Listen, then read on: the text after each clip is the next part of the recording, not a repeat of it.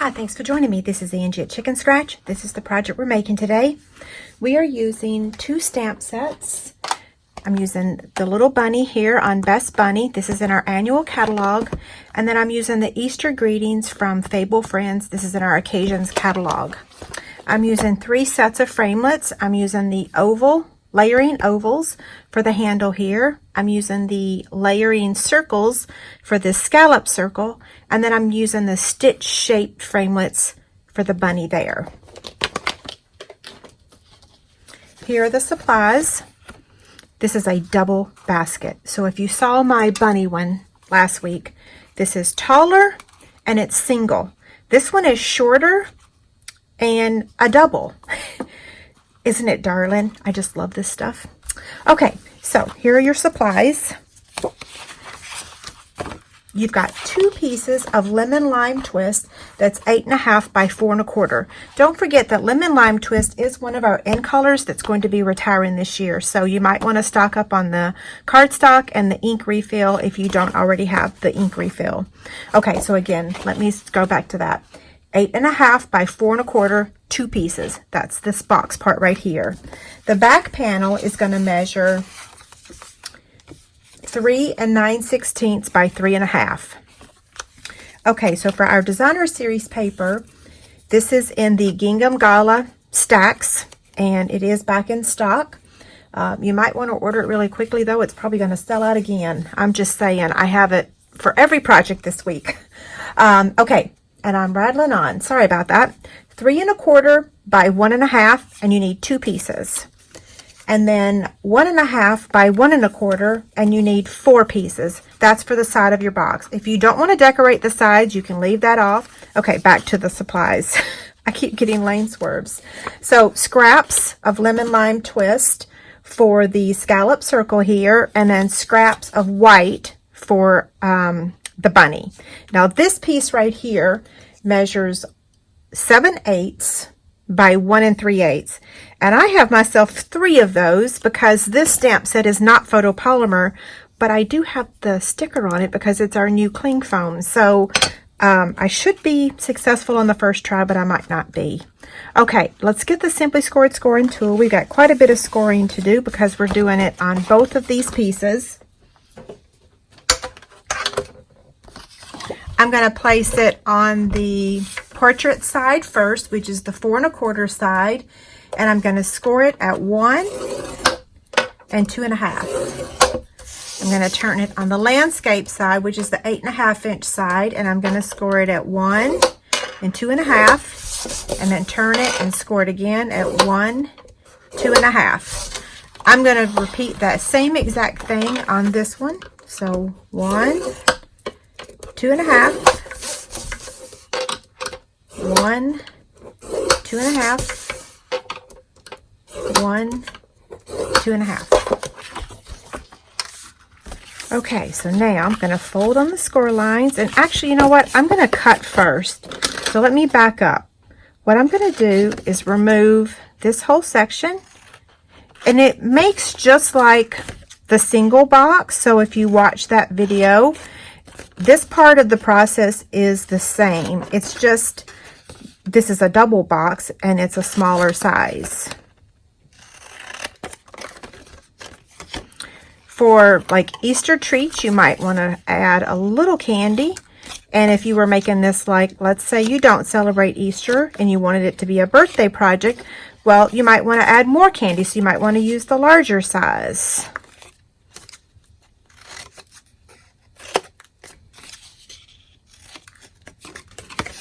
Okay, now let's do the exact same thing to this one. Just don't forget that you do want to fold on those score lines eventually, because when you go to assemble your box, it doesn't work as well. I made that mistake when I was creating one of these.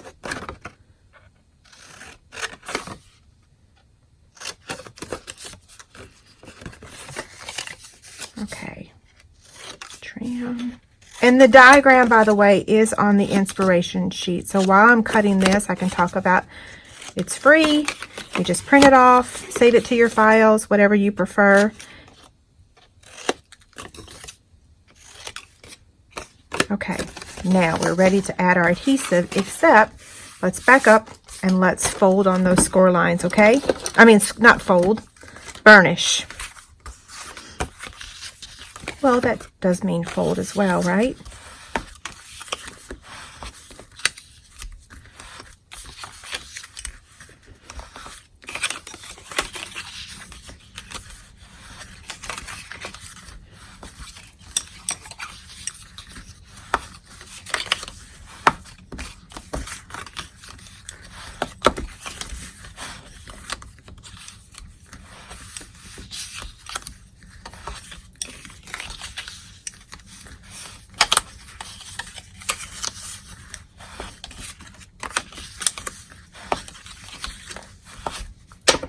Okay, that was a lot of burnishing, wasn't it? So I may fast forward some of these parts. Okay, so we're going to add tear and tape to our tabs. And I'm just going to use one piece because this is my sample.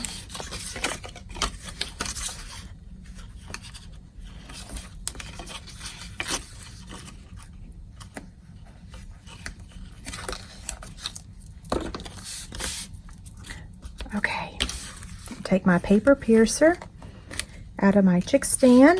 I'm going to peel the backing off of the tearing tape. So I'm going to fold this over like that and fold this over like that, okay? Now this part's going to go like that. Now someone asked me, well, wait a second, I didn't stick that down. There we go. Okay, so I stopped filming my video, or I paused for a second because there's a dog barking behind my house. And I am going to use more adhesive because of the humidity in my office. So if you guys ever have that problem, just use some extra adhesive. Tear and tape is usually pretty good, but... Okay, so now what we're going to do is we're going to assemble it just like that. We want to add our tear and tape right here, okay? So I'm going to take two pieces and I'm going to add two pieces on each side because since I don't have enough adhesive there. In the winter we have to deal with all kinds of crazy things. Well, in the summer we have humidity too, but it's not the same. Okay, so I'm going to peel the backing off. Now I have a little tip to give you, so I hope you guys are not fast forwarding this part. Your box, these could be like 1/8 of an inch different. So make sure you're using the same trimmer, the same scoring tool, because you want them to measure the same, okay? Let me give that a little squeeze. So there's the first one. I may or may not fast forward through the second one. It just depends. Okay. I'm actually going to add more adhesive to this tab now that I know it's not going to stick very well if I don't.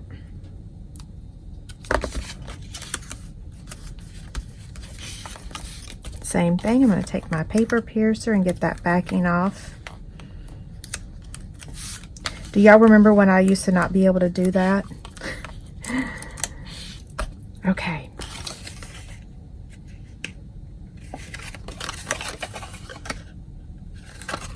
Now let me show you a little tip. This is like a little hack. So let's say, remember when I said that you want your boxes to be the same size? Let's say that one's bigger than the other.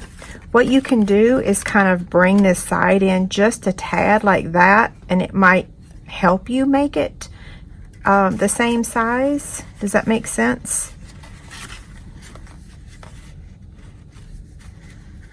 Mine looks pretty good, but I can tell this one's about a 1/16 of an inch bigger. And I use the same trimmer and the same scoring tool.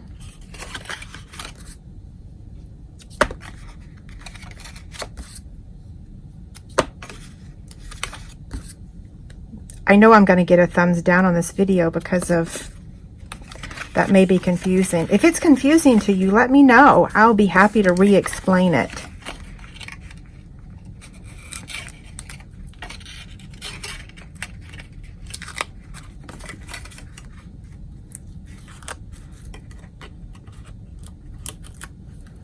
Okay, so bring that up. And I'm going to bring that one in just a smidge. Squeeze. And let's see, do they line up? Yep, they line up. Yay! Okay, so now our back panel. We're just using 1 sheet of cardstock. So these measurements are very similar. So you might be like, well, how do I know which one to use? You'll be fine whichever way. They're only a 1/16 of an inch difference. So this piece measures 3 9/16, just like this one did. So the 3.5 is the height. If it makes your life a little bit easier, you could make it a little taller and cut it at, let's see, like 3 3/4. That way it wouldn't be so difficult to figure out.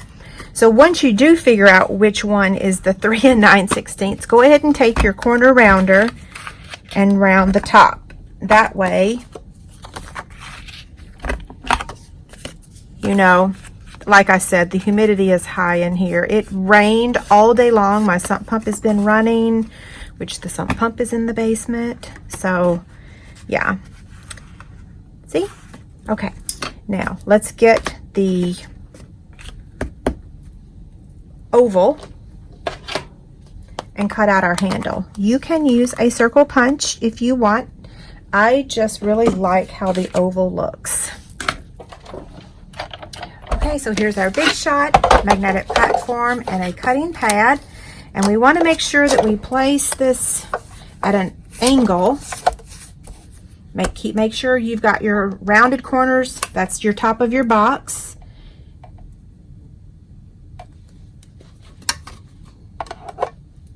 Maybe I'll bring it down just a tad.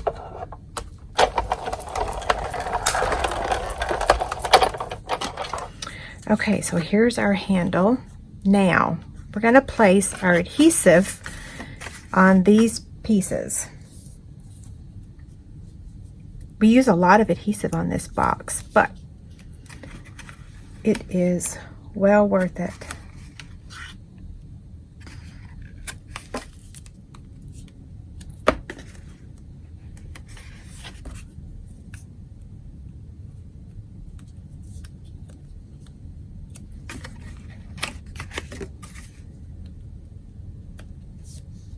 I feel like I should be saying something right about now.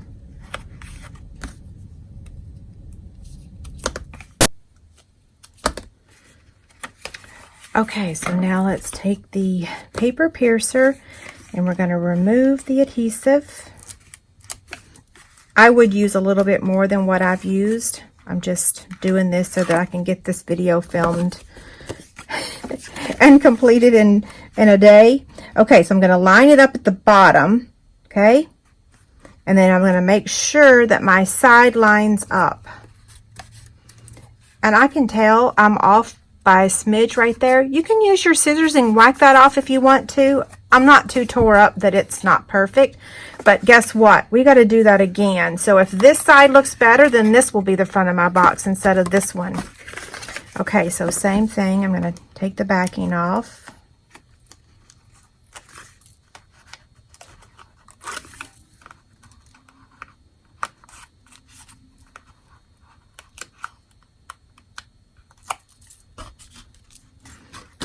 Okay.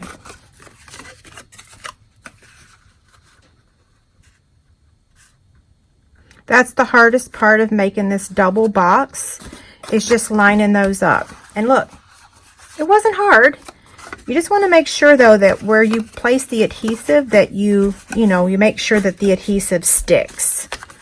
So looks pretty cute to me. Now let's add our Designer Series paper. Let's see, 1, 2. I'm going to go ahead and add the adhesive to all of these.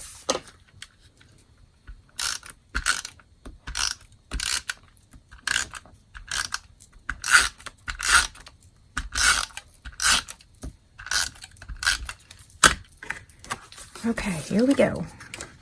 I love this pack of paper. So I have used every color, or I will be using every color of this week, with the exception of maybe one. We shall see. I'm still creating projects. I had to take a little break from creating to film this video so that I could get my supplies back on my desk. When I create, I put everything into a tub so that I can film the video, and I was running into not having things. Okay, isn't that so cute? So for the ribbon, I'm using the flax ribbon. You can use any ribbon you prefer. I was going to use, what is that other thing? I can't remember the name of it. To close the ribbon, I'm using the Lemon Lime Twist Ombre. And of course, as I'm using this now, I'm like, wait a second, is this still in the catalog? If it's not, use Baker's Twine. I'll make sure it's on the screen if it's not. I'll go ahead and cut this.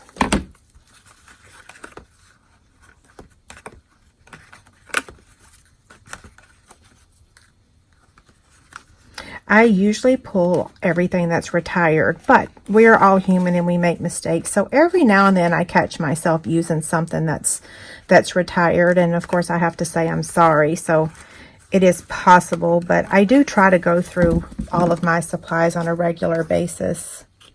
And then some people actually like me using retired product because they've purchased it, so they appreciate the idea. So thank y'all. Okay, so now I'm just going to clean up my ribbon. I almost made it too short. Okay, so now let's stamp. I'm going to start with a little bunny. I'm using Memento ink.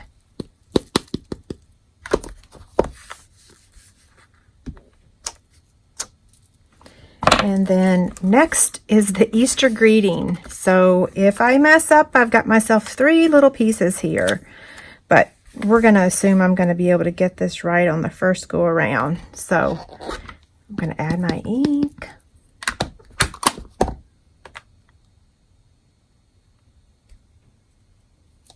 Got it. Yay. Okay. Now, let's go ahead and color the bunny. I am using light Granny Apple Green. Even though this is Lemon Lime Twist, I'm using light Granny Apple Green, and it matches. It looks good to me.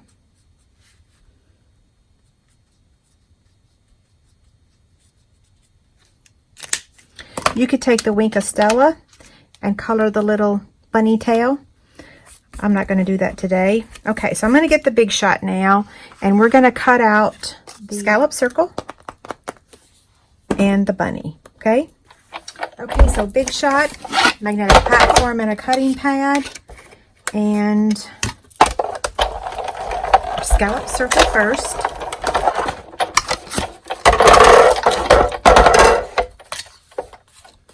Now we're going to cut out the bunny. It's a tight fit, but it does fit.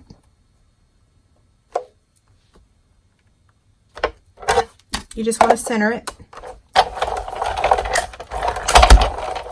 Okay, so now we're going to take our bunny and put some snail on the back and add it to this scallop circle. We're going to place a dimensional on the back. For the greeting, we're going to add that to the box with snail. Then I'm just going to place it right in the center and just flush to the right. It looks a little crooked. This is where using liquid glue would be more beneficial. So I'm going to add the bunny. And we have 2 more things. We have to add our little Gingham Gala adhesive back sequin. I love these things. So this time we're using a flower. I've used the circles a lot. I have a random piece of cardstock in there. Okay, so I'm just going to take one little flower, place it right there, and then I'm going to take a rhinestone and add it into the center.